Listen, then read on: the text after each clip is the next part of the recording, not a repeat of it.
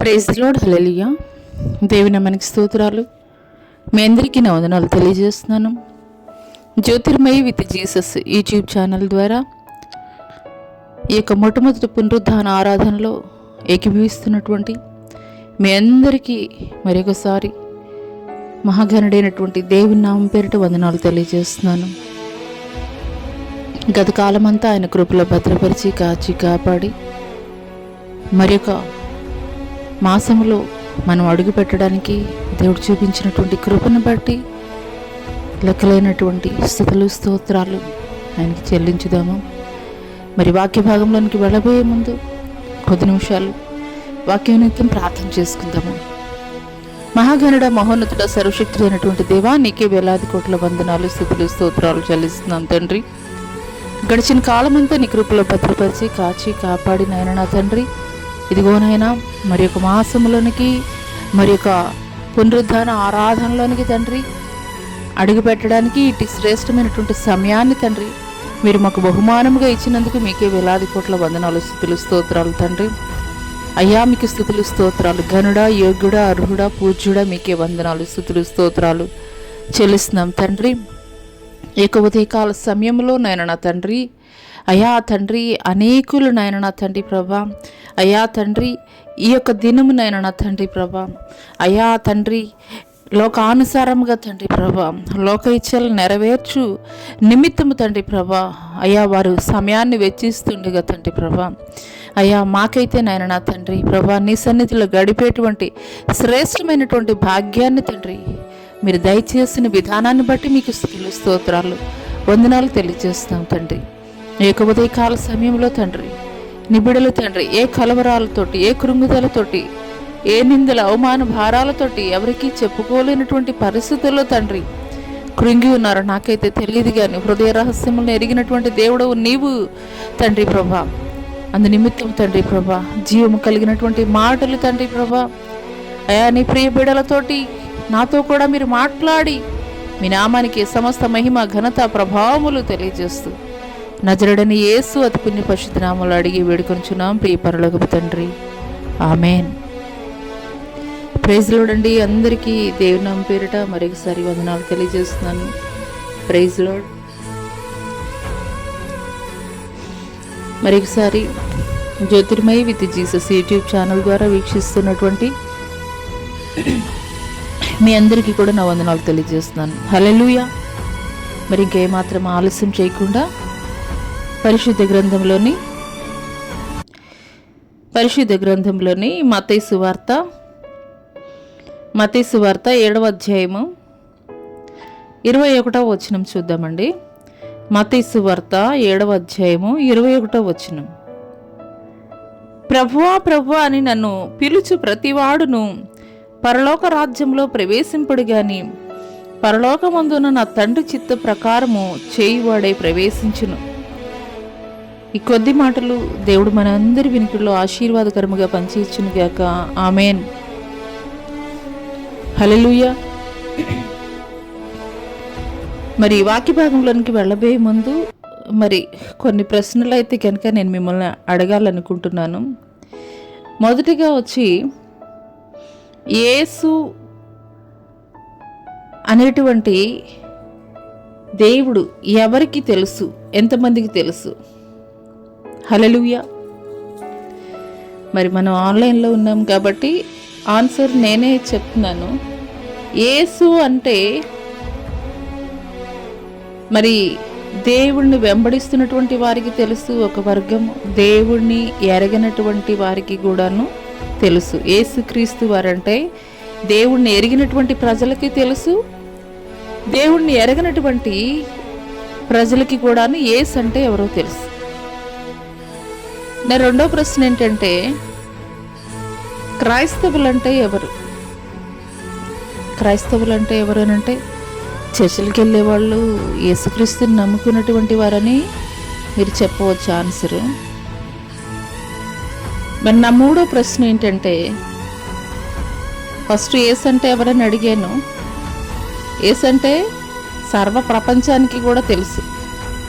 అంటే ఆయన ఇష్టపడే వారికి, ఆయన ప్రేమించే వారికి తెలుసు, ఆయన దూషించే వారికి, ఆయన ద్వేషించే వారికి కూడా యేసు అంటే ఎవరో తెలుసు. క్రైస్తవులు అంటే ఎవరు అనంటే క్రీస్తుని వెంబడించేటువంటి వారు, లేదంటే కనుక మరి మందిరానికి వెళుతున్నటువంటి వారని చెప్తాము. నా ముఖ్యమైనది మూడో క్వశ్చన్ ఏంటంటే, దేవుని చిత్తానుసారంగా జరిగించేటువంటి వారు ఎంతమంది? ఇది ఈరోజు పరిశుద్ధాత్మ దేవుడు మనల్ని ప్రశ్నిస్తున్నటువంటి ప్రశ్న. మేము దేవుని వెంబడిస్తున్నాము, దేవుణ్ణి ప్రతి ఆదివారం క్రమం తప్పకుండా మందిరానికి వెళ్తాము, ఉపవాస ప్రార్థనలు ఉంటాము, దశంభాగాలు ఇస్తాము, ఇలాగ మనం అన్నీ చెప్తాం. అంటే క్రైస్తవులు అని చెప్తాము, అన్నీ చెప్తాం. కానీ మొదటి 2 ప్రశ్నలకి మన దగ్గర సమాధానం ఉన్నది. కానీ మూడో ప్రశ్నకి, అంటే ఆయన చిత్త ప్రకారం ఎంతమంది నడుస్తున్నారు, ఆయన చిత్తాన్ని ఎరిగి, లేదంటే అసలు ఆయన చిత్తం తెలుసుకోవాలన్న ఆసక్తి ఎంతమందికి ఉన్నదంటే ఫింగర్స్ మీద కౌంట్ చేయొచ్చండి. హల్లెలూయా.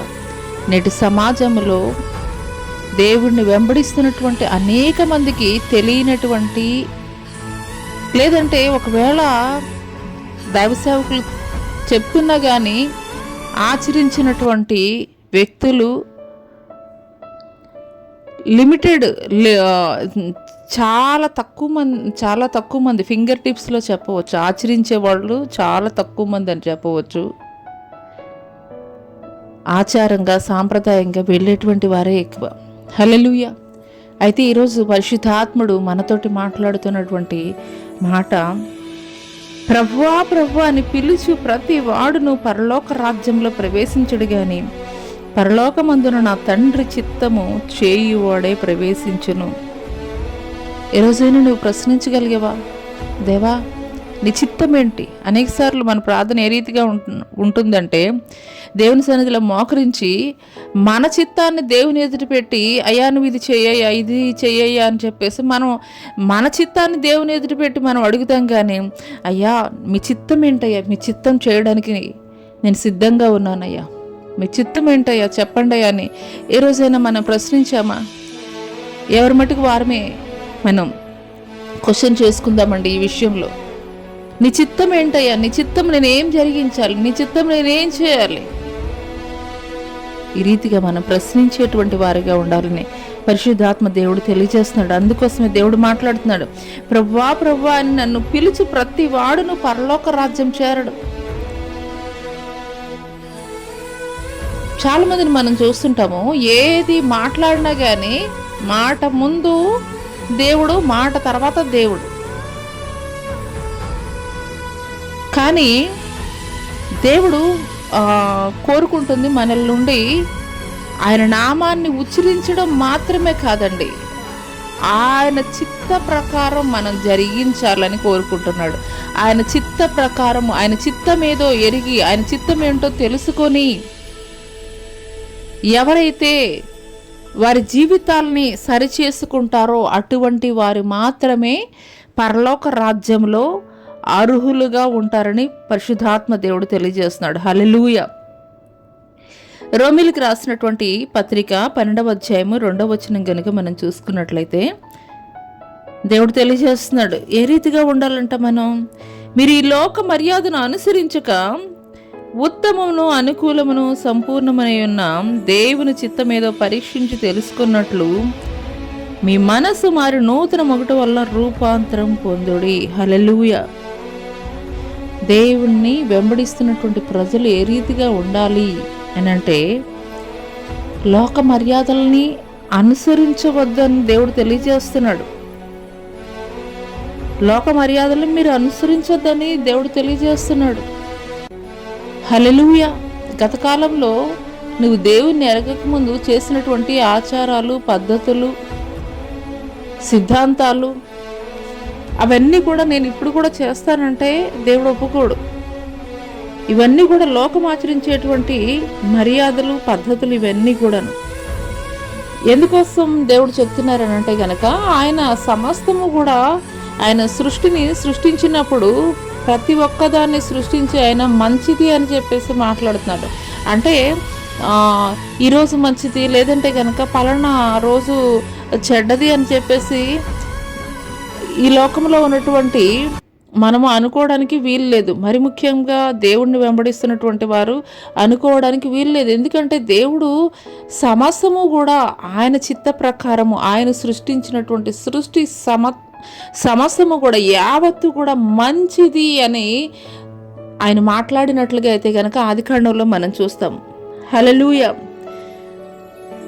దేవుని చిత్తానికి అనుకూలమైనటువంటిది ఏది, అదేదో పరీక్షించి మరి దేవుని చిత్తం ఏంటో నువ్వు తెలుసుకొని నీ మనసు మారి నూతన మొగటు వల్ల రూపాంతరం పొందుడి.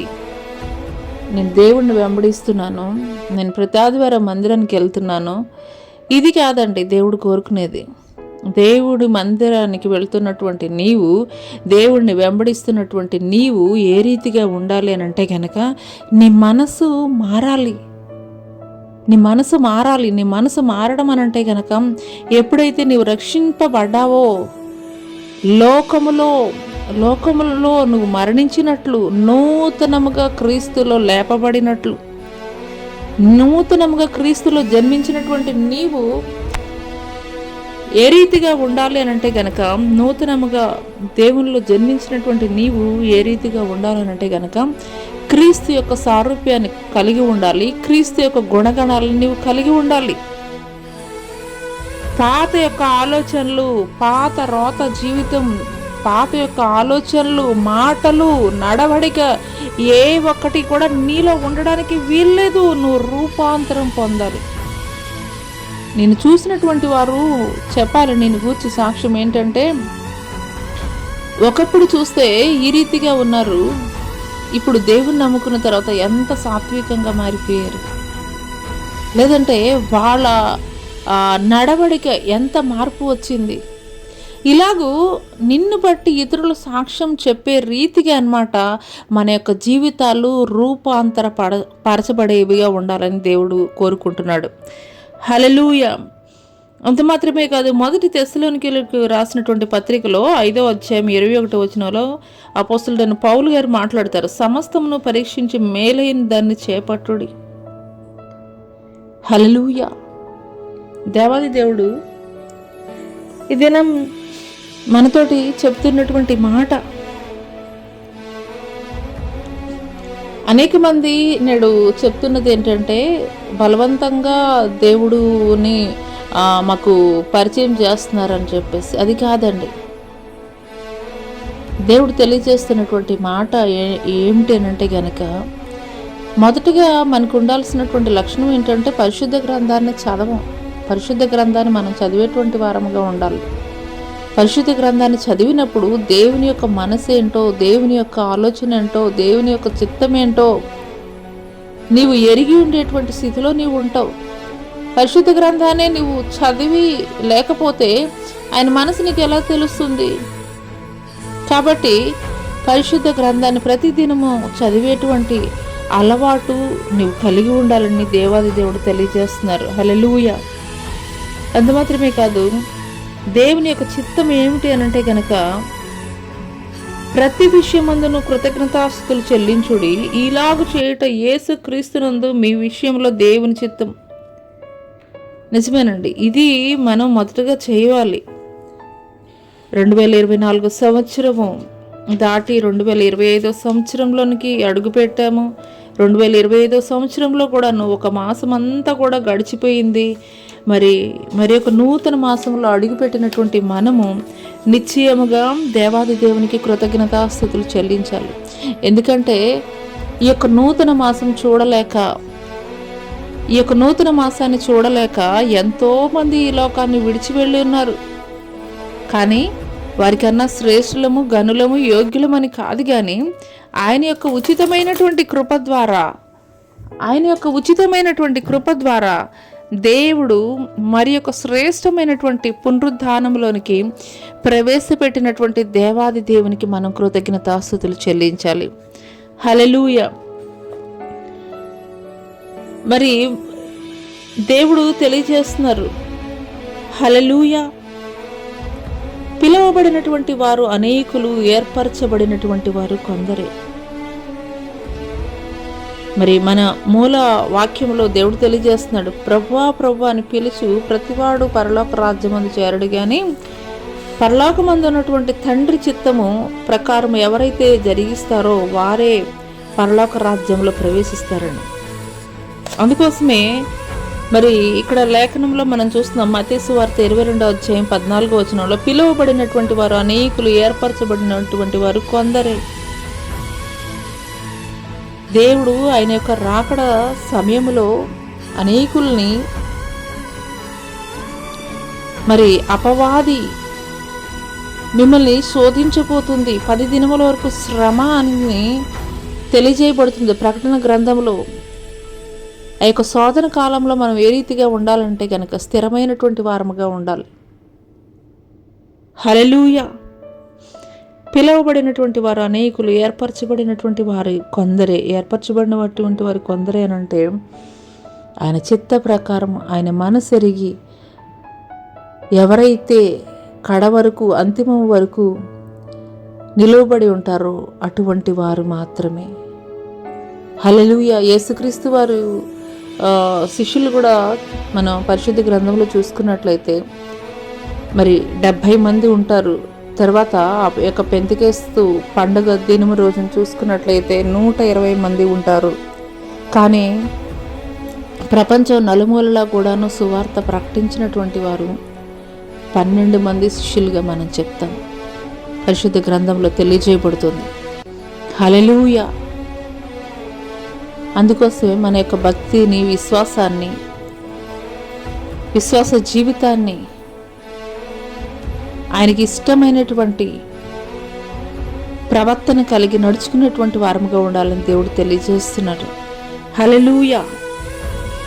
మరి దేవుడు మత్తయి సువార్త 5వ అధ్యాయంలో కనుక మనం చూసుకున్నట్లయితే అక్కడ కొండ మీద ప్రసంగం 5వ అధ్యాయం నుండి 7వ అధ్యాయం వరకు కూడాను ఆయన కొండ మీద 3 దినములు కూడా ప్రసంగం జరిగించినప్పుడు ఆయన శిష్యులతో పాటు అనేక మంది జనాంగము ఆయన బోధ వినడానికి ఆ యొక్క పర్వతం మీద కూర్చున్నట్లుగా అయితే కనుక మనం చూస్తున్నాం. హల్లెలూయా. ఆయన కొండ మీద ప్రసంగించినటువంటి ప్రసంగంలో ధన్యతలను గురించి తెలియజేశారు. కొన్ని విషయాలు అయితే కనుక మనం ఈ యొక్క ఉదయకాల సమయంలో దేవుడు ఆ యొక్క కొండ మీద ఆయన తెలియజేసినటువంటి ధన్యతలు ఏమిటనేవి మనం చూసుకుందాము. మొదటగా చూసుకున్నట్లయితే మత్తయి సువార్త 5వ అధ్యాయం 3వ వచనంలో చూసుకున్నట్లయితే మొదటగా ఆయన తెలియజేసినటువంటి ధన్యత, ఆత్మ విషయమై దీనులైన వారి ధన్యులు, పరలోక రాజ్యము వారిది. ఆత్మ విషయమై దీనులైన వారు ధన్యులు, పరలోక రాజ్యము వారిది. ఆత్మ విషయమై దీనత్వాన్ని మనం కలిగి ఉండేటువంటి వారముగా ఉండాలి. ఆత్మ విషయమై దీనత్వము అని అంటే ఏమిటి అని అంటే కనుక ఈ లోకంలో మనము ఏమంటారండి, చాలా డబ్బు ఉన్నటువంటి వాళ్ళని ధనవంతులు అని అంటారు. చాలా డబ్బు కలిగినటువంటి వారిని ఏమంటారండి, ధనవంతులు అని అంటారు. మరి ఆత్మీయ విషయంలో వారి యొద్ద డబ్బు ఉండదు. ఫర్ ఎగ్జాంపుల్ చూసుకోవాలంటే శృంగారం అనే దేవాలయానికి పేతురు యోహానులు వెళుతున్నటువంటి క్రమంలో అక్కడ పుట్టి కుంటివాడైనటువంటి ఒక వ్యక్తి, అయ్యా నాకు ఏదైనా సహాయం చేయండి అని చెప్పేసి ఆ యొక్క పుట్టి కుంటివాడు అడుగుతాడు పేతురు యోహానుల్ని. అడిగినప్పుడు మరి పేతురు ఏం చెప్తారంటే, నా యొద్ద వెండి బంగారాలు నా యొద్ద లేవు, కానీ నా యొద్ద కలిగి ఉన్నది నేను నీకు ఇస్తున్నాను అని చెప్పేసి దేవుని నామం పేరిట ప్రార్థన చేసినప్పుడు ఆ పుట్టి కుంటివాడైనటువంటి వ్యక్తి లేచి గెంతులు వేసుకుంటూ ఆ యొక్క దేవాలయంలోనికి వెళ్ళినట్లుగా అయితే కనుక లేఖనం తెలియపరుస్తుంది. హల్లెలూయా. వారు ఎలాంటి వారంటే చేపలు పట్టేటువంటి జాలర్లు. అంటే లోకరీత్యా మనం చూసుకున్నట్లయితే చాలా బలహీనులు, ఎన్నికలేనటువంటి వారు. కానీ అటువంటి ఎన్నికలేనటువంటి వారినే దేవుడు ఏర్పాటు చేసుకున్నాడు, ఎన్నిక చేసుకున్నాడు. ఆయన తండ్రి వద్దకు ఆరోహణమయ్యేటప్పుడు కూడాను ఏం చెప్తున్నారు? నేను మీకు ఒక ఆదరణకర్తను నేను పంపిస్తాను, కాబట్టి మీరు వేచి ఉండండి, యెరూషలేమును విడిచి మీరు వెళ్ళొద్దు అని అపోస్తల కార్యంలో రాయబడి ఉంటుంది. అదే రీతిగా వారు యేసుక్రీస్తు వారి 12 మంది శిష్యులతో కలిపి మొత్తం 120 మంది ఆ యొక్క యెరూషలేము మేడ గదిలో పరిశుద్ధాత్మ కొరకు ఎదురు చూస్తున్నప్పుడు 10వ దినము పెంతెకోస్తు పండుగ దినము రోజున అగ్ని నాలుకలుగా విభాగింపబడి ఒక్కొక్కరి మీద రాలినప్పుడు వారికి తెలియనటువంటి అన్య భాషలతోటి వారు మాట్లాడసాగిరి అని వ్రాయబడి ఉంటుంది. హల్లెలూయా! ఈ యొక్క పేతురు ఒకప్పుడు పిరికివాడే, ఒకప్పుడు దుడుకు స్వభావం కలిగినటువంటి వాడే, ఒకప్పుడు యేసు అంటే ఎవరో తెలియదని ఆయన్ని సిలువకు అప్పగించేటువంటి సమయంలో 3 సార్లు, కోడి కూయకు మునుపు 3 సార్లు నీవు అబద్ధం చెప్తావని దేవుడు తెలియజేస్తాడు. అదే రీతిగా యేసు ఎవరో తెలియదని 3 సార్లు అతను అబద్ధం చెప్పినటువంటి వాడే. కానీ ఎప్పుడైతే పరిశుద్ధాత్మని పొందుకున్నారో మొదటగా ఆయన చేసినటువంటి ప్రసంగానికి 3,000 మంది, ఆ తర్వాత 5,000 మంది, మొట్టమొదట ఆదిమ సంఘం పేతురు ద్వారానే నిర్మించబడింది. హల్లెలూయా! వీరు ఎవరు అనంటే గనక లోకంలో బలహీనులు, ఎన్నికలేనటువంటి వారు, కానీ దేవునిలో ఘనమైనటువంటి వారిగా ఉన్నారు. హల్లెలూయా! అక్కడ శృంగారం అనే దేవాలయం దగ్గర పుట్టి కుంటివాడైనటువంటి ఒక వ్యక్తిని మనం చూసినట్లయితే అనేక మంది ఆ యొక్క దేవాలయానికి ధనికులైనటువంటి వారు, అనేక మంది, ఫర్ ఎగ్జాంపుల్ చెప్పాలంటే డాక్టర్స్ అట్లాంటి వాళ్ళు కూడా వెళ్ళి ఉండవచ్చు. కానీ అతన్ని ఎవరు కూడా బాగు చేయలేకపోయారు. వాళ్ళకి విజ్ఞానం ఉంది, వాళ్ళ దగ్గర ధనం ఉంది, సమస్తము కూడా వారు కలిగి ఉన్నారు. కానీ ఆ వ్యక్తికి కలిగినటువంటి బలహీనతను ఎవరు కూడా బాగు చేయలేనటువంటి నిస్సహాయ స్థితిలో ఎన్ని సంవత్సరాల నుండి ఆ వ్యక్తి ఆ యొక్క దేవాలయం దగ్గర కూర్చుని ఉండడం తెలియదు. కానీ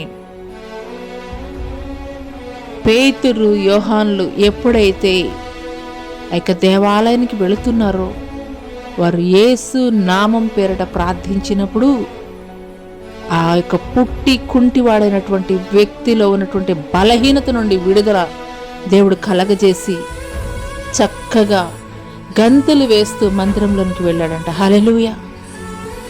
అందుకోసమే ప్రకటన గ్రంథంలో స్ఫుర్ణ సంఘముతోటి దేవుడు మాట్లాడతాడు. నీ శ్రమను దరిద్రతను నేను ఎరుగుదును, ఆయనను నీవు ధనవంతుడివే. మనం ఆత్మ విషయమే దీనిలో అయినటువంటి వారంగా మనం ఉన్నప్పుడు పరలోక రాజ్యం వారిదే అని దేవుడు తెలియజేస్తున్నాడు. అందుకోసమే దేవుడు మాట్లాడుతున్నాడు, జీవ కిరీటాన్ని నేను నీకు ఇస్తాను అని అంటున్నాడు. చాలామంది మనం అనుకోవచ్చు ఏంటంటే ఈ లోకంలో మేమేమి కలిగలేము, అందరితోటి చులకనగా చూడబడుతున్నాము, అందరితోటి హీనంగా చూడబడుతున్నాము అని. కానీ పరలోక రాజ్యములో ఫర్ ఎగ్జాంపుల్ చెప్పాలంటే లాజరు ధనవంతుడే ఉన్నారు. ఈ లోక రాజ్యంలో ఘనముగా ఎంచబడినటువంటి వ్యక్తి, ఈ యొక్క ధనవంతుడు వెళ్ళి చక్కగా మందిరంలో కూర్చోగలిగినటువంటి వ్యక్తి ఈ యొక్క ధనవంతుడు. కానీ ఈ బయట ఉన్నటువంటి లాజరు లోపలికి రావడానికి ఎలిజిబిలిటీ లేనటువంటి వ్యక్తి, అర్హత లేనటువంటి ఒక వ్యక్తి ఏ రీతిగా ప్రార్థన చేస్తున్నాడో తెలుసా? బయట ఉన్నటువంటి యొక్క లాజరు ఏ రీతిగా ప్రార్థన చేస్తున్నాడో తెలుసా? ఆకాశం వైపు చూశాడు. చూసి ఒక్కసారి తన యొక్క 2 కాళ్ళ మధ్య తల పెట్టుకుని, అయ్యా నిన్ను చూడడానికి కూడా నాకు యోగ్యత లేదయ్యా, నిన్ను చూడడానికి కూడా నాకు అర్హత లేదయ్యా, ఇలాంటి తగ్గింపు ప్రార్థన చేస్తున్నాడు. కానీ మందిరంలో ఉన్నటువంటి ఆ యొక్క ధనవంతుడు ఏం ప్రార్థన చేస్తున్నాడు? అయ్యా నేను వాళ్ళలాగా లేను, వీళ్ళలాగా లేను, నేను నీకు దశంభాగాలు ఇస్తున్నాను, నేను నీకు కానుకలు ఘనంగా ఇస్తున్నాను, నేను క్రమం తప్పకుండా మందిరంకి నేను వస్తున్నాను, ఈ రీతిగా తనను తాను హెచ్చించుకుని ప్రార్థన చేస్తున్నాడు. బయట ఉన్నటువంటి లాజరు, అయ్యా నువ్వు మహోన్నతుడమైనటువంటి దేవుడు అయ్యా, కనీసం నేను చూడడానికి కూడా నాకు అర్హత లేదయ్యా. అవునండి, అవును. ఎవరు ఆత్మ విషయమై దీనులై ఉంటారో, ఆత్మ విషయమై ఎవరైతే దీనులై ఉంటారో వారు పరలోక రాజ్యంలో ఉంటారు. అవును, అందుకోసమే అబ్రహాము రొమ్మున ఆనుకొని ఉన్నాడు లాజరు. ఈ యొక్క ధనవంతుడు నరకాగ్ని గుండములో ఉన్నాడు. ఆ వేడిమి తట్టుకోలేక అడుగుతున్నాడు, అయ్యా నీ వేలి కొనతోటి ఒక చుక్క నీటిని నాకు ఇస్తావా అని. హల్లెలూయా. నువ్వు ఈ లోకరీత్యా నువ్వెంత కలిగి ఉన్నావు అనేది కాదండి, ఆత్మీయ స్థితిలో నువ్వు ధనవంతుడివా కాదా అదే దేవుడు చూస్తున్నాడు. ఈ లోకంలో నువ్వెన్ని కలిగి ఉన్నా, ఏవి కలిగి ఉన్నా కానీ అవన్నీ కూడా నిత్య జీవ రాజ్యానికి నిన్ను చేర్చలేవు. ఆత్మీయ స్థితిలో నీవు ధనవంతుడివిగా ఉన్నట్లయితే అది నిన్ను పరలోక రాజ్యం చేర్చుతుంది. హల్లెలూయా. రెండో విషయం, అదే మత్తయి సువార్త 5వ అధ్యాయము 4వ వచనం చూసుకున్నట్లయితే, దుఃఖపడు వారు ధన్యులు, వారు ఓదార్చబడుదురు అని రాయబడి ఉంది. దుఃఖపడు వారు ధన్యులు, వారు ఓదార్చబడుదురు. దుఃఖం అని అంటే గనక ఇక్కడ 2 రకాలు చెప్పవచ్చు. ఏంటంటే, ఒకటి, మనం ఈ లోకానుసారంగా ఏదైనా మనకి బాధ కలిగినప్పుడు, కష్టం కలిగినప్పుడు మనం దుఃఖించేటువంటి దుఃఖం. మరొక దుఃఖం ఏమిటి అని అంటే కనుక ఆ దుఃఖము పాప జీవితాన్ని గురించి దేవుని ఎదుట మనం ఒప్పుకొని దుఃఖించడం. హల్లెలూయా. మన యొక్క పాప జీవితాన్ని గురించి ఎవరైతే దేవుని సన్నిధిలో ఒప్పుకుంటారో ఖచ్చితంగా దేవుడు వారిని క్షమించేటువంటి వాడిగా ఉన్నాడు. మరి ఇక్కడ 2 వ్యక్తులని గురించి మనం చూద్దాము. ఇక్కడ శారీరకమైనటువంటి దుఃఖాన్ని కలిగి ఉన్నాడు హిజ్కియా. అతనికి మరణకరమైనటువంటి రోగము ఉన్నది. నీవు 15 రోజుల్లో చనిపోతావు అని చెప్పేసి యెషయా ప్రవక్త వచ్చి చెప్పినప్పుడు ఆ యొక్క హిజ్కియా ఏం చేశాడంటే, గోడ తట్టు ముఖం త్రిప్పుకొని కన్నీరు కారుస్తున్నాడు, అంగలారుస్తున్నాడు. అయ్యా నీ దృష్టికి నేను ఏ రీతిగా భక్తి చేశానో నీకు తెలియదయ్యా, నువ్వు చూసావు కదయా అని చెప్పి ప్రార్థన చేస్తున్నప్పుడు ఆ ప్రవక్త గుమ్మము దాటి వెళ్ళక ముందే మరలా దేవుడు ఆయనకి తెలియజేస్తున్నాడు, అతని కన్నీటిని నేను చూశాను, అతని ఆయుష్కాలాన్ని 15 సంవత్సరాలు నేను పొడిగిస్తున్నానని దేవుడు తెలియజేస్తున్నాడు. హల్లెలూయా. అంత మాత్రమే కాదు, మనము దేవుని సన్నిధిలో కార్చేటువంటి ప్రతి కన్నీటిని కూడా ఆయన బుడ్డిలో దాచి ఉంచుతాడంట. ప్రతి కన్నీటికి కూడాను ఆయన జవాబిచ్చేటువంటి వాడిగా ఉన్నాడు. హల్లెలూయా. అనేక సార్లు మన జీవితాల్లో మనం చేసేది ఏంటంటే, మన జీవితంలో ఏదైనా శ్రమ ఎదురైనప్పుడు, ఏదైనా బాధ కలిగినప్పుడు ఏం చేస్తామంటే, ఓదార్పు కోసం మన కుటుంబ సభ్యులకి చెప్తాము, లేదంటే మన బంధువులకి, లేదంటే బెస్ట్ ఫ్రెండ్స్కి, ఎవరికో ఒకరికి షేర్ చేసుకొని మన యొక్క భారాన్ని తీర్చుకునేటువంటి వారముగా ఉంటాం. కానీ వారు ఏ రీతిగా ఉంటారనంటే కనుక, నీకు కాసేపు ఓదార్పు చెప్పచ్చు, కానీ నీ యొక్క పరిస్థితి నుండి అయితే గనక వాళ్ళు విడుదల ఇవ్వలేరు. హల్లెలూయా. నాయను విధవరాలు కుమారుడుని కనుక మనం చూసుకున్నట్లయితే, ఈ యొక్క నాయని విధవరాలు కుమారుడిని తీసుకుని వెళుతున్నటువంటి గుంపు ఆ యొక్క యెరూషలేము ప్రాంతంలోనికి లో నుండి బయటికి వెళుతుంది. కానీ యెరూషలేములోనికి యేసుక్రీస్తు వారు శిష్యుల గుంపు వస్తుంది. ఆ యొక్క ఎదురుపడినటువంటి సమయంలో ఎప్పుడైతే మరి ఆమె యొక్క కుమారుడి యొక్క పాడెను యేసుక్రీస్తు వారు ముట్టారో అప్పటి వరకు కూడాను అంగలారుస్తున్నారు, ఏడుస్తున్నారు. ఆ యొక్క చనిపోయినటువంటి కుమారుణ్ణి తీసుకుని వెళ్ళి సమాధి కార్యక్రమాలు చేయాలని తీసుకుని వెళుతున్నారు. కానీ యేసుక్రీస్తు వారు ఎప్పుడైతే అతని పాడిని ముట్టారో అతను లేచి కూర్చుని సజీవుడిగా ఉన్నాడు. హల్లెలూయా, హల్లెలూయా. నీ దుఃఖాన్ని ఎవరు తీర్చలేరు. నీ దుఃఖాన్ని ఎవరు కూడాను, నీకు ఓదార్పుని ఇవ్వగలరేమో కానీ నీ దుఃఖాన్ని ఎవరు కూడా తీర్చలేరు. ఈ లోకంలో నీవు ఎవరికి చెప్పుకున్నా కానీ నీ కన్నీరు వృధాగా నీవు పోనివద్దు అని అంటే కనుక నువ్వు ఎలాంటి పరిస్థితుల్లో ఉన్నా కానీ దేవుని సన్నిధిలో మొరపెట్టు, దేవుని సన్నిధిలో అంగలార్చు. ఆయన నీ కన్నీటిని విలువైనటువంటి కన్నీటిగా ఆయన గుడిలో దాచి ఉంచుతాడు. నిశ్చయముగా దానికి ప్రతిఫలాన్ని దేవుడు దయచేస్తాడు. ఒక హిజ్కియాకి దయచేసినటువంటి దేవుడు, ఒక హన్నమ్మకి దయచేసినటువంటి దేవుడు నీ యొక్క దుఃఖాన్ని చూసి ఆయన దాటిపోయేటువంటి వాడైతే గనక కాదు. హల్లెలూయా.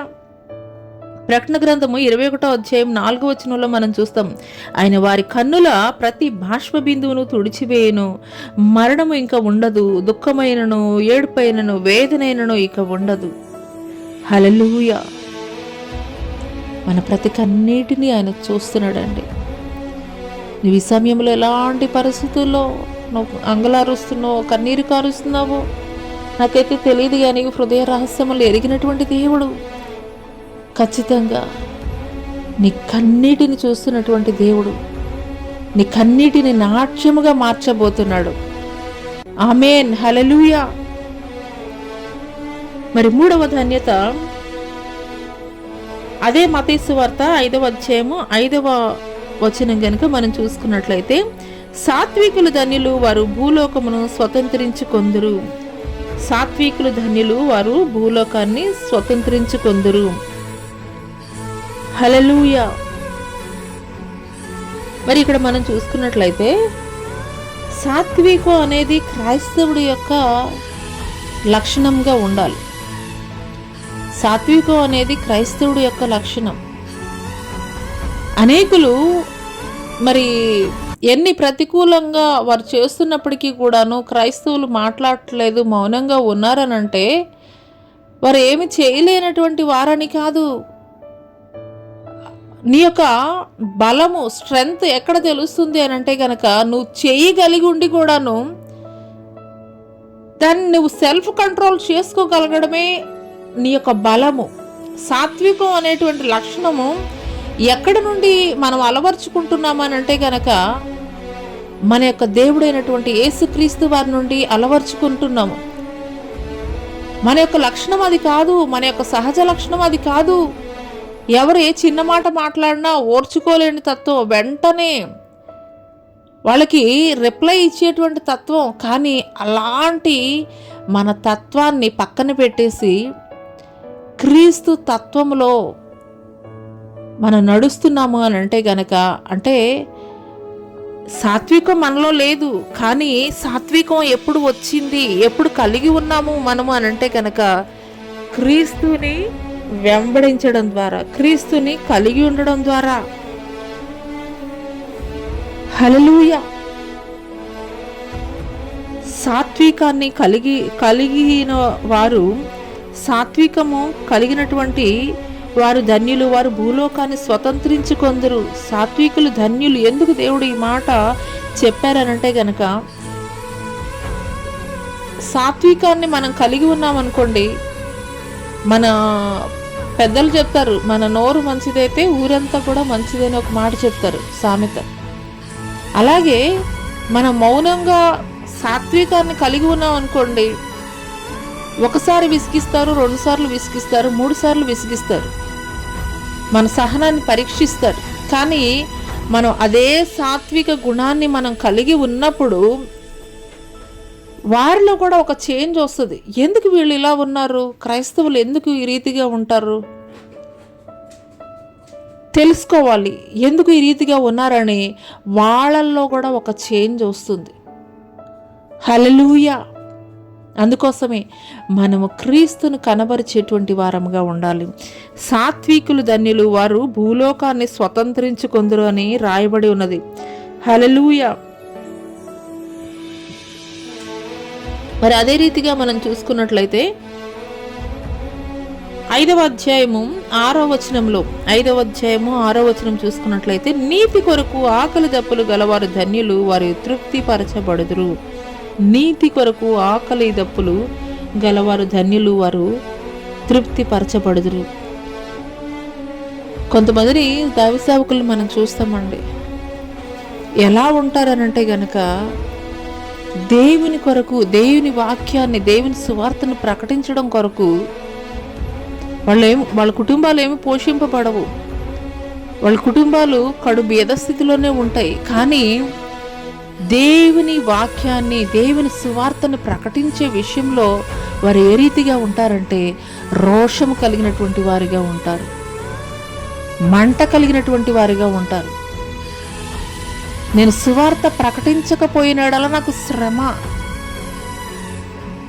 నేను సువార్త ప్రకటిస్తేనే నాకు దేవుడు జీతం ఇస్తాడని పౌలు మాట్లాడతాడు. అవును ప్రియ సంగమా, ఈ యొక్క అంత్యకాల దినములలో మనము కూడా అదే రీతిగా ఉండాలని దేవుడు కోరుకుంటున్నాడు. కనీసం రోజులో కనీసం ఒక్కరికైనా కానీ మనం సువార్త ప్రకటించేటువంటి వారముగా ఉండాలి. నీతి కొరకు ఆకలి దప్పులు గలవారు ధన్యులు, వారు తృప్తి పరచబడుదురు. నీతి కొరకు భోజనం చేస్తామండి, మధ్యాహ్నం భోజనం చేస్తాము, మరలా నైట్కి యథావిధే మరలా ఆకలేస్తుంటుంది. కానీ తృప్తి అనేది నీకు ఎక్కడ వస్తుంది అని అంటే కనుక దేవుని కొరకు ఒక కార్యం జరిగించినప్పుడు, దేవుని సువార్తను ప్రకటించినప్పుడు, మరి వారు నమ్మి వారి జీవితాల్లో వారి కార్యాలు పొందుకున్నప్పుడు, మరి వారు పొందినటువంటి ఆ యొక్క ఆనందాన్ని బట్టి ఎంత తృప్తి కలిగి ఉంటామండి. హల్లెలూయా. యేసుక్రీస్తు వారి శిష్యులు, అపోస్తలుడైనటువంటి పౌలు గారు కూడాను బూది గెంతములు వారి పరిచర్య జరిగించినటువంటి వారిగా ఉన్నారు. దాని కొరకు ఎన్నో శ్రమలు, నిందలు, అవమానాలు ఎన్నో తట్టుకున్నారు, ఎన్నో భరించారు. ఒకప్పుడు పిరికిగా ఉన్నటువంటి వారే, ఒకప్పుడు ఏ యోగ్యత మాకు లేదని చెప్పినటువంటి వారే, కానీ యేసుక్రీస్తు నామములో పరిశుద్ధాత్మ వరాన్ని ఎప్పుడైతే పొందుకున్నారో వారు దేవుని కొరకు పనిచేసేటువంటి వారు, భూదగంతముల వరకు కూడా సువార్త ప్రకటించేటువంటి వారిగా ఉన్నారు. హతసాక్షులుగా మారడానికి కూడా వెనుతిరిగినటువంటి వారిగా ఉన్నారు. హల్లెలూయా. కొరింథీయులకి రాసినటువంటి పత్రిక 2వ కొరింథీయులకి రాసినటువంటి పత్రిక 11వ అధ్యాయం 23 నుండి 27 వచనాలు కనుక మనం చూసుకున్నట్లయితే, అక్కడ పౌలు గారు ఆయన పొందినటువంటి సువార్త పరిచర్యలో ఆయన పొందినటువంటి శ్రమల గురించి ఒకసారి చూద్దామండి. చెరసాల, అపరిమితమైనటువంటి దెబ్బలు, ప్రాణాపాయము, ఒకటి తక్కువ 40 దెబ్బలు, బెత్తములతో కొట్టబడ్డ, రాళ్లతో కొట్టబడ్డ, దొంగల వలన ఆపదలు, స్వజనుల వలన హింస, ఆకలి దప్పులు, ఉపవాసములు, దిగంబరత్వము, సముద్ర ప్రయాణ శ్రమలు, ఇంకా చాలా శ్రమలు యేసుక్రీస్తుని సువార్త ప్రకటించడం వలన పొందుకున్నట్లుగా అయితే కనుక మనం చూస్తాం. హల్లెలూయా. ఎన్ని శ్రమలు ఉన్నాయి, ఎందుకులే వదిలిపెట్టేద్దామని చెప్పేసి అనుకోలేదు. హల్లెలూయా. ఎన్ని శ్రమలని, నిందలవని, అవమానాలవని, అనేక సంఘాలు పౌలు గారు కట్టాడండి. అనేక సంఘాలు ఈ యొక్క అపోస్తలుడైనటువంటి పౌలు గారు నిర్మించారు. ఇలాంటి సేవా పరిచర్యలో ఎన్నోసార్లు ఇప్పుడు చదివినటువంటి ఎన్నో భయంకరమైనటువంటి శ్రమలు పొందుకున్నాడు. అయినప్పటికీ కూడాను ఆయన దేవుణ్ణి అయితే విడిచిపెట్టలేదు. దేవుని కొరకు బ్రతికాడు, దేవుని కొరకు హతసాక్షిగా మరణించాడు. హల్లెలూయా. దేవుని కొరకు ఆకలి తప్పులు కలిగి ఉండేటువంటి వారముగా ఉండాలండి. హల్లెలూయా. దేవాది దేవుడు ఈ దినం మనతోటి తెలియజేస్తున్నారు. దేవుని కొరకు ఆకలి తప్పులు మనం కలిగి ఉన్నటువంటి వారమైనట్లయితే కనుక తృప్తి పరచబడుదురు అని తెలియజేస్తున్నాడు. మరి మత్తయి సువార్త 5వ అధ్యాయం 7వ వచనం గనుక మనం చూసుకున్నట్లయితే, కనికరము గలవారు ధన్యులు, వారు కనికరము పొందుదురు. కనికరము గలవారు ధన్యులు, వారు కనికరం పొందుదురు. దేవుడు మనకి అదే నేర్పించారండి. దేవుడు మనకి అదే నేర్పించారు. కంటికి కన్ను, పంటికి పన్ను ఇది కాదండి. నిన్ను దూషించే వారి కొరకు, నిన్ను హింసించే వారి కొరకు నువ్వు ప్రార్థన చేయమని దేవుడు తెలియజేస్తున్నాడు. యేసుక్రీస్తు వారు సిలువలో పలికినటువంటి మొట్టమొదటి మాట కూడా అదే అండి. ఏంటనంటే గనక, తండ్రి వీరేమి చేయుచున్నారు, వీరెరుగురు, వీరిని క్షమించు అని మాట్లాడారండి. హల్లెలూయా! ఎంత భయంకరంగా ఆయన్ని సిలువ శ్రమలకి అప్పగించారండి. ఎంత భయంకరంగా కొరడాలతోటి కొట్టారు, ముళ్ళ కిరీటం పెట్టారు, ఆయన్ని వస్త్రహీనుడిగా చేశారు, ఆయనని గడ్డం పెరికివేశారు, ముఖం మీద ఉమ్మివేశారు, ఆయన్ని అవహేళనగా నువ్వు యూదుల రాజు అని చెప్పి ఆయన చేతిలో రాజదండం అనే ఒక రెల్లును తీసుకుని వచ్చి పెట్టారు. కానీ ఎన్ని చేసినప్పటికీ కూడాను దేవుడేం మాట్లాడుతున్నారండి? తండ్రి వీరేం చేయుచున్నారు, వీరెరుగురు, వీరిని క్షమించు. హల్లెలూయా! అటువంటి కనికరాన్ని నువ్వు చూపించగలుగుతున్నావా ఇతరుల పట్ల? దేవుణ్ణి వెంబడిస్తున్నటువంటి నీవు దేవుడు ఏ రీతిగా కనికరము చూపించారో అదే రీతిగా మనము కూడా ఇతరుల పట్ల కనికరం చూపించేటువంటి వారముగా ఉండాలి. దేవుడు అదే మనకి నేర్పిస్తున్నారు. హల్లెలూయా! మరి ఇంకొక ధన్యత ఏమిటంటే, అదే 5వ అధ్యాయం మత్తయి సువార్త, హృదయ శుద్ధి గలవారు ధన్యులు, వారు దేవుని చూచెదరు. మత్తయి సువార్త 5వ అధ్యాయం 8వ వచనం, హృదయ శుద్ధి గలవారు ధన్యులు, వారు దేవుని చూచెదరు. హృదయ శుద్ధి గలవారు ధన్యులు. అందుకోసమే ఆయన సద్దూకయ్యులు, పరిసయ్యులతోటి దేవుడు మాట్లాడుతున్నారు. మీరు సున్నం కొట్టిన సమాధుల్లాగా ఉన్నారని దేవుడు మాట్లాడుతున్నారు. వేషధారుల్లాగా ఉన్నారని చెప్పేసి దేవుడు మాట్లాడుతున్నారు వాళ్ళ గురించి. ఎందుకోసం అని అంటే కనుక, వారు పైకి భక్తిపరుల్లాగా ఉన్నారు, కానీ లోపలంతా కూడా ఏంటంటే దేవునికి వ్యతిరేకంగా ఉన్నటువంటి ఆలోచనలు వాళ్ళు కలిగి ఉన్నారు. వారు ఆచారాలు సాంప్రదాయాలని పాటించేంత ఖచ్చితమైనటువంటి భక్తితత్వం దేవుణ్ణి వెంబడించేటువంటి విషయంలో లేదనే దేవుడు తెలియజేస్తున్నాడు. మీరు పుదీనాలోను, సోంపులోను 10వ భాగం చెల్లించడంలోనూ మీరైతే క్రమంగా చేస్తారు, కానీ దేవుని చిత్తాన్ని అయితే మీరు జరిగించరని దేవుడు తెలియజేస్తున్నాడు. హల్లెలూయా! అందుకోసమే దేవుడు మాట్లాడుతున్నారు, హృదయ శుద్ధి గలవారు ధన్యులు, వారు దేవుని చూచెదరు. మన పై రూపం మాత్రమే కాదండి, మన హృదయ రహస్యాలను ఎరిగినటువంటి దేవుడు. అందుకోసమే దేవుడు అంటాడు, బయట నుండి నోట్లోనికి పోనది ఏమీ, దానివల్ల ఏమీ నష్టం లేదు, కానీ లోపల నుండి వచ్చినవే అవి హాని కలిగిస్తాయని దేవుడు మాట్లాడుతున్నారు. హల్లెలూయా! అవునండి, పరిశుద్ధాత్ముడు ఈ సమయంలో మనతోటి మాట్లాడుతున్నప్పుడు నీ హృదయం ఏ రీతిగా ఉన్నదో నీవే ఒకసారి పరీక్షించుకో. జనులోకి మనం భక్తిపరులుగా కనిపించవచ్చు, సాత్వికం కలిగినటువంటి వారిగా కనిపించవచ్చు, కానీ నీ హృదయంలో నీవు ఏ రీతిగా ఆలోచిస్తున్నావు? వేషధారి ఇప్పుడైనా కానీ నీ హృదయ పరిశీలన నీవు జరిగించుకోమని పరిశుద్ధాత్ముడు తెలియజేస్తున్నాడు. లోకానికి భక్తిపరులాగాను నీ హృదయ లోతుల్లో భయంకరమైనటువంటి పాపము,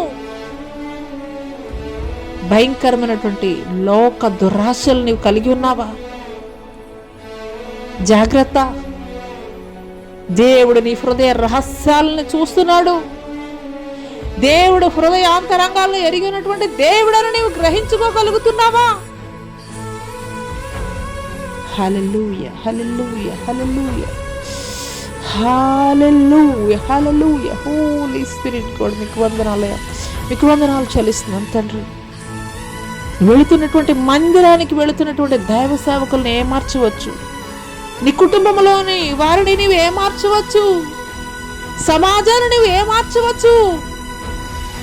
కానీ దేవుని యొక్క కన్ను దృష్టి లోకమంతా సంచారం జరిగించుచున్నది. నీ హృదయం ఆయనకి ఆలయముగా ఉన్నది, నీ హృదయం ఆయనకి ఆలయముగా ఉన్నది. ఆయన నీలో నివాసం చేయాలంటే నీ హృదయాన్ని పరిశుద్ధమైనటువంటి హృదయముగా నీ ఉంచుకోగలిగినప్పుడే ఆయన నీలో నివాసం చేస్తాడు. ఆయన నీలో నివాసం చేసినప్పుడే నీవు దేవుని సన్నిధిలో చేసేటువంటి ప్రతి ప్రార్థనని కూడా ఆయన ఆలకిస్తాడు, అంగీకరిస్తాడు, ఆమేన్ అంటాడు. హల్లెలూయా. ఎవరైతే ప్యూరిఫైడ్ హార్ట్ కలిగి ఉంటారో, ఎవరైతే పరిశుద్ధమైనటువంటి హృదయాన్ని కలిగి ఉంటారో, దేవుని యొక్క ప్రత్యక్షతలను వారు చూడగలిగేటువంటి వారిగా ఉంటారు. హల్లెలూయా. అనేక సార్లు మన జీవితాల్లో మనం ఉపవాస ప్రార్థనలు ఉంటాము, లేదంటే గనక ఇలా కఠినమైనటువంటి పనులు ఎన్నో చేస్తుంటాం. కానీ సరిచేసుకోవాల్సినవి మాత్రం సరిచేసుకోం. దేవుని ప్రత్యక్షతను నువ్వు పొందుకోవాలంటే, దేవుని యొక్క దర్శనాన్ని నువ్వు చూడాలంటే, ఇంతవరకు కూడాను నీ యొక్క భక్తి యాంత్రికమైనదిగా, వేషధారణ భక్తిగా ఉన్నదేమో. అందునిమిత్తమే దేవుని యొక్క ప్రత్యక్షతను నీవు చూడలేకపోతున్నావేమో, దేవుని యొక్క దర్శనాన్ని నువ్వు పొందుకొనలేకపోతున్నావేమో. పరిశుద్ధాత్మ దేవుడు ఈ సమయంలో మాట్లాడుచుండగా నీ హృదయంలో ఆయనకి ఆయాసకరమైనటువంటి మార్గాలు ఏమైనా ఉన్నాయేమో, నీ యొక్క ఆలోచనలు, నీ యొక్క తలంపులు, నీ యొక్క నడవడిక, నీ యొక్క ప్రవర్తన సరిచేసుకోగలిగినట్లయితే ఆయన ఇప్పుడే నేను దర్శించబోతున్నాడు. ఒక తీర్మానం తీసుకోగలవా? ఒక తీర్మానం తీసుకోగలవా? అయ్యా, ఇన్నాళ్ళు కూడా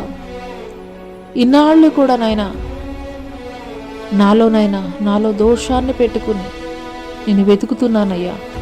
ఆచార వ్యవహారమైనటువంటి భక్తి నేను చేస్తున్నానయ్యా.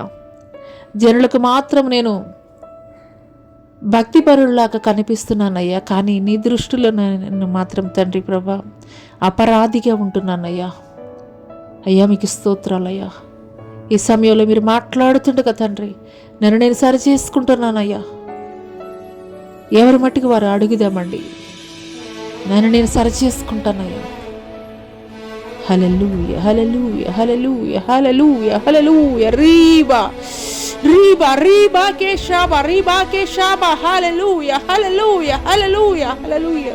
హోలీ స్పిరిట్ కూడా మీకు వందనాలయ్యా, మీకు వందనాలు చెల్లిస్తున్నాను తండ్రి. పరిశుద్ధాత్మ నీకు వందనాలు. యోహాను ఆయన చిత్తానుసారముగా నడుచుకున్నటువంటి భక్తుడు, ఆయన శిష్యుడు. యేసుక్రీస్తు వారు సిలువ యాగము జరిగించుచున్నప్పుడు ఆయన శిష్యులందరూ వెళ్ళిపోయారు. కానీ యోహాను మాత్రం ఆ సిలువ దగ్గర నిలవబడి ఉన్నాడు. అందుకోసమే ఆయనని శిక్షించు నిమిత్తం పద్మసు ద్వీపంలో ఉంచినప్పటికీ కూడాను అక్కడ దేవుని యొక్క దర్శనాన్ని చూడగలిగాడు. పరలోకపు ప్రత్యక్షతను ఆయన పొందుకోగలిగాడు. పరలోకపు ప్రత్యక్షతని పొందుకొనడం మాత్రమే కాదు, ఈ యొక్క ప్రకటన గ్రంథము, రాజగ్రంథాన్ని మనం పొందుకోగలిగామనంటే కనుక ఆనాడు ఆయన శిష్యుడైనటువంటి యోహాను ప్రతికూలమైనటువంటి పరిస్థితుల్లో కూడాను యథార్థమైనటువంటి భక్తి జీవితాన్ని గడిపి ఆయనతోటి సహవాసం చేశాడు కాబట్టి ఆయన యొక్క ప్రత్యక్షతలను పొందుకోగలిగాడు. అటువంటి ధన్యత నాకు కూడా కావాలని నువ్వు అడగగలిగినట్లయితే యోహాను లాంటి భక్తి మనం కూడా చేసేటువంటి వారముగా ఉండాలి. హల్లెలూయా. మరి 5వ అధ్యాయము 9వ వచనం కనుక మనం చూసుకున్నట్లయితే, మరి ఒక ధన్యత, సమాధానపరచువారు ధన్యులు, వారు దేవుని కుమారులు అనబడుదురు. సమాధానపరచువారు ధన్యులు, వారు దేవుని కుమారులు అనబడుదురు. హల్లెలూయా. సమాధానం కలిగి ఉండాలండి. సమాధానం లేదు. ప్రస్తుతం ఉన్నటువంటి పరిస్థితుల్లో మనం చూసుకున్నట్లయితే ప్రపంచంలో ఎటు చూసినా కానీ సమాధానం లేనటువంటి పరిస్థితులే మనం చూస్తున్నాం. దేశానికి మధ్య, రాష్ట్రాలకి మధ్య, ప్రజలకి మధ్య, నాయకులకి మధ్య ఎటు చూసినా కానీ సమాధానం లేదు. కుటుంబంలో భార్యాభర్తల మధ్య సమాధానం లేదు. కుటుంబంలో పేరెంట్స్కి పిల్లలకి సమాధానం లేదు. అందుకోసమే దేవుడు మాట్లాడుతున్నారు. ఎవరైతే క్రీస్తుని వెంబడిస్తున్నారో ఆయన తెలియజేస్తున్నారు, నా శాంతిని నేను మీకు అనుగ్రహిస్తానని. అవును, నువ్వు పరిపూర్ణమైనటువంటి విశ్వాసముతోటి నీవు దేవుణ్ణి వెంబడించగలిగేటువంటి స్థితిలో నీవు ఉన్నట్లయితే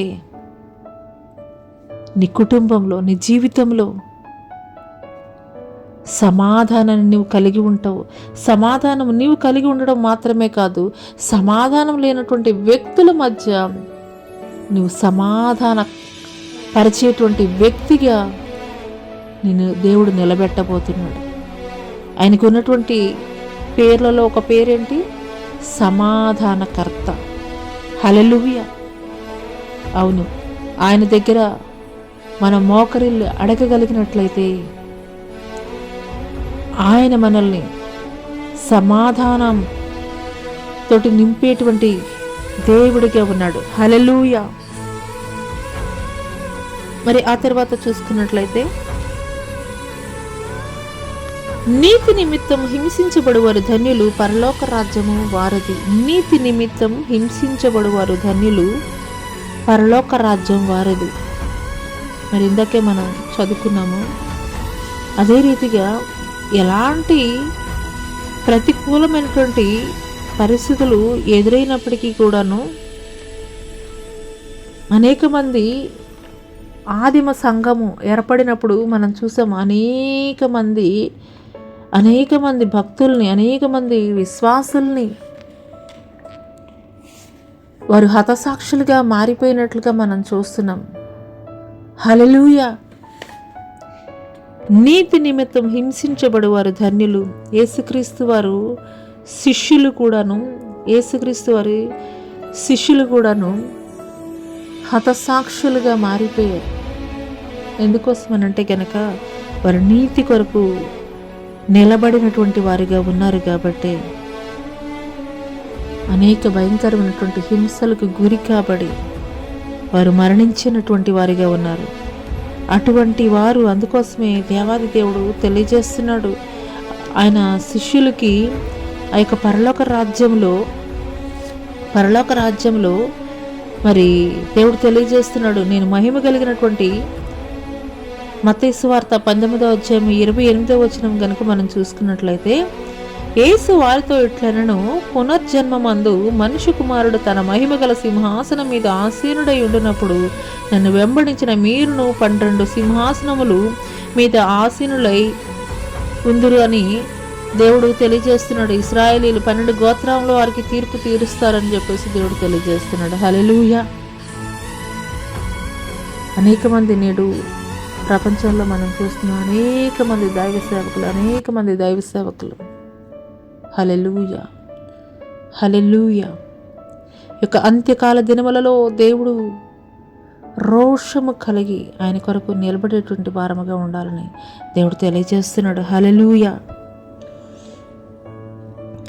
ఆ తర్వాత, నా నిమిత్తము జనులు మిమ్మల్ని నిందించి హింసించి మీ మీద అబద్ధముగా చెడ్డ మాటలెల్లా పలుకున్నప్పుడు మీరు ధన్యులు, సంతోషించి ఆనందించుడి, పరలోకమందు మీ ఫలము అధికమగును. హల్లెలూయా. చాలాసార్లు మన జీవితాల్లో మనం అనుకునేది ఏంటంటే, అయ్యో నేను మంచి పనే చేశాను కదా, మంచి చేసి కూడా ఎందుకు ఈ రీతిగా నేను వాళ్ళతోటి మాటలు పడుతున్నాను, నేను మంచే కదా వాళ్ళకి చేసింది వాళ్ళ జీవితాల్లో, కానీ ఎందుకు ఈ రీతిగా ఆయన మాటలు అంటున్నారు. అవును, అందుకోసమే దేవుడు మాట్లాడుతున్నారు. నా నిమిత్తము జనులు మిమ్మల్ని నిందించి హింసించి మీ మీద చెడ్డ మాటలల్లా పలికినప్పుడు మీరు ధన్యులు ధన్యులు. నువ్వు అక్కడ వారికి అన్యాయం చేయాలా, లేదంటే చెడు చేయలేదు, అన్యాయం చేయలేదు, లేదంటే చెడు చేయలేదు, కానీ మంచి చేసావు. మంచి చేసినా కానీ వారు నిన్ను వ్యతిరేకంగా చూస్తున్నారు, నీ మీద వారు అబద్ధాలు మాట్లాడుతున్నారు, నీ మీద వారు నిందలు వేస్తున్నారు.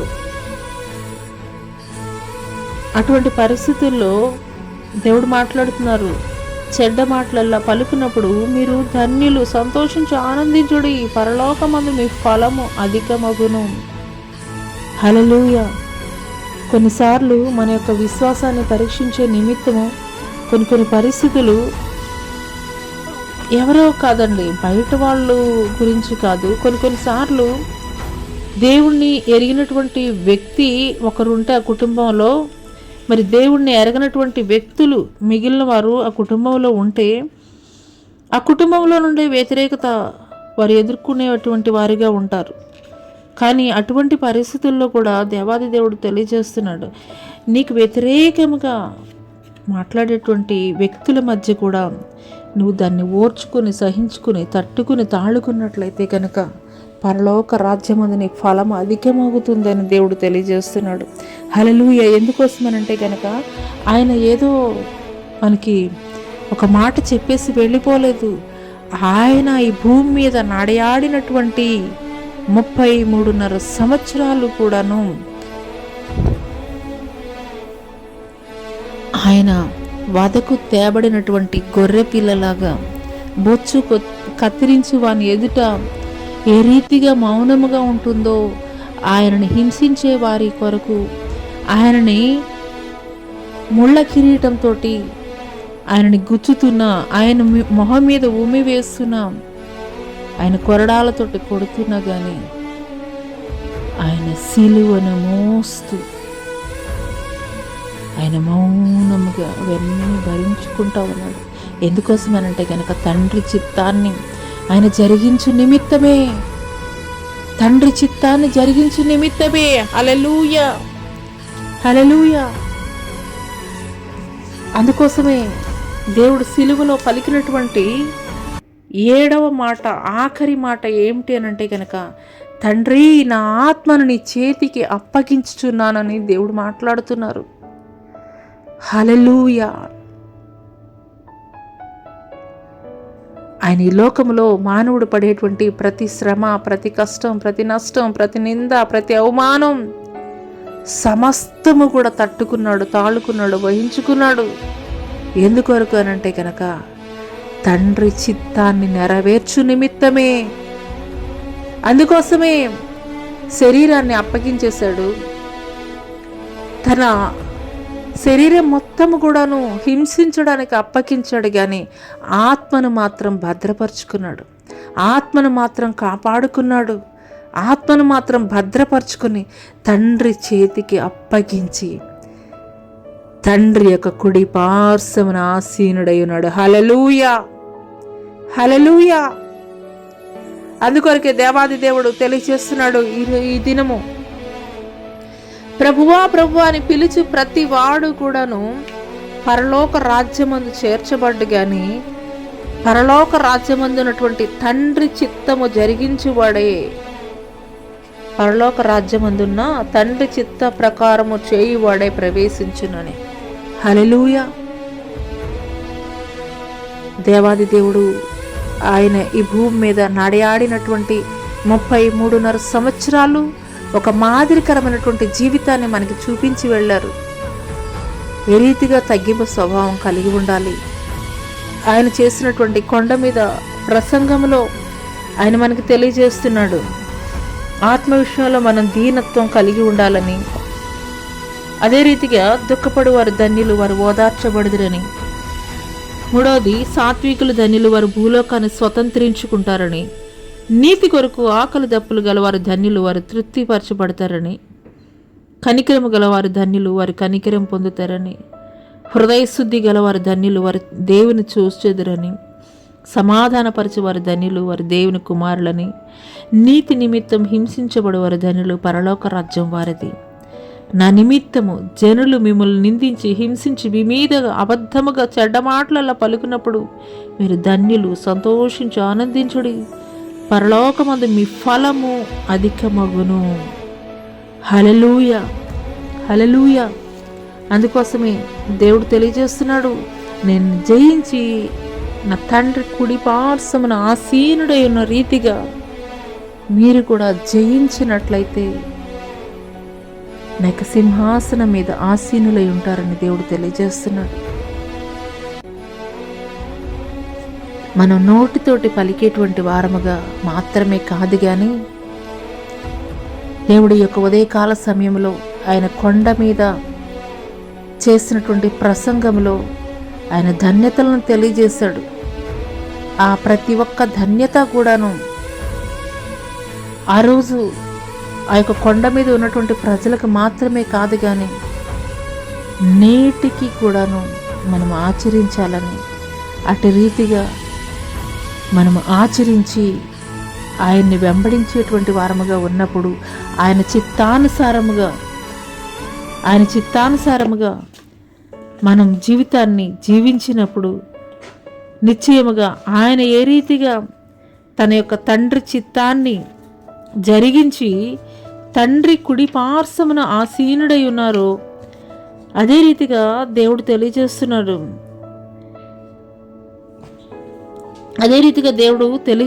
నేను జయించి నా తండ్రి కుడి పార్శ్వమున ఆసీనుడై ఉన్న ప్రకారము మీరు కూడా జయించినట్లయితే గనక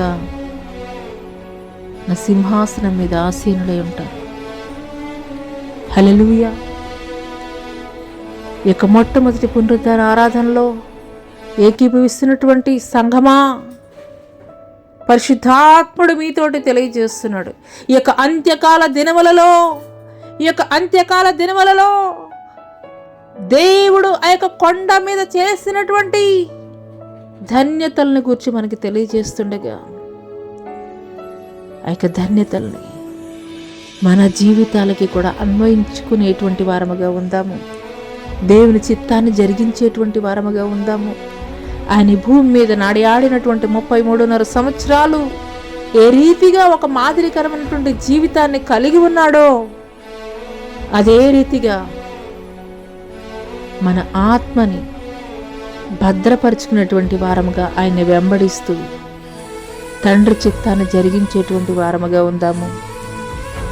ఆయన జయించి తండ్రి కుడి పార్శ్వమున ఏ రీతిగా ఆసీనుడై ఉన్నాడో మనకి కూడా అటువంటి ఆధిక్యతని ఆయన చిత్త ప్రకారం నడుచుకున్నట్లయితే దేవుడు దయచేయబోతున్నాడు. అట్టి కృప దేవుడు మీ అందరికీ దయచేయనుగాక. ఆమేన్. ముగింపు ప్రార్థన చేసుకుందామండి. మహాగణుడ, మహోన్నతుడ, సర్వశక్తి అయినటువంటి దేవా, నీకే వేలాది కోట్ల వందనాలు, స్తుతులు, స్తోత్రాలు చెల్లిస్తున్నాం తండ్రి. గణుడ, యోగ్యుడ, అర్హుడ, పూజ్యుడ, మీకే వేలాది కోట్ల వందనాలు, స్తుతులు, స్తోత్రాలు తండ్రి. అయ్యా యొక్క ఉదయకాల సమయంలో నాయన నా తండ్రి మీరు మాట్లాడుతున్నారయ్యా. ప్రభా అని పిలిచి ప్రతి వాడును పరలోక రాజ్యము చేరడు కానీ పరలోక రాజ్యమందు ఉన్నటువంటి తండ్రి చిత్తము చేయువాడే పరలోక రాజ్యంలో ప్రవేశిస్తాడని. అవును నాయన నా తండ్రి, ఇంతవరకు కూడా తండ్రి ప్రభా నామకార్థమైనటువంటి భక్తి చేస్తున్నారేమో, వేషధారణ అయినటువంటి భక్తి చేస్తున్నారేమో తండ్రి ప్రభా. అయ్యా మీరు మాట్లాడుతున్నారయ్యా ఇక కొండ మీద ప్రసంగము ద్వారా తండ్రి ప్రభా. అయ్యా అటువంటి ధన్యతలు తండ్రి ప్రభా. అయ్యా కేవలం తండ్రి ప్రభా అయ్యా చదివేటువంటి వారుగా ఉండడం మాత్రం కాదు కానీ తండ్రి, విని వదిలివేసేవారుగా ఉండడం కాదు కానీ తండ్రి ప్రభా. ఎవరైతే తండ్రి ప్రభా అయ్యా తండ్రి ఆ యొక్క ధన్యతలను తండ్రి ప్రభా అయ్యా తండ్రి వారి జీవితాలకి తండ్రి ప్రభా అన్వయించుకుని తండ్రి జీవిస్తారో తండ్రి ప్రభా.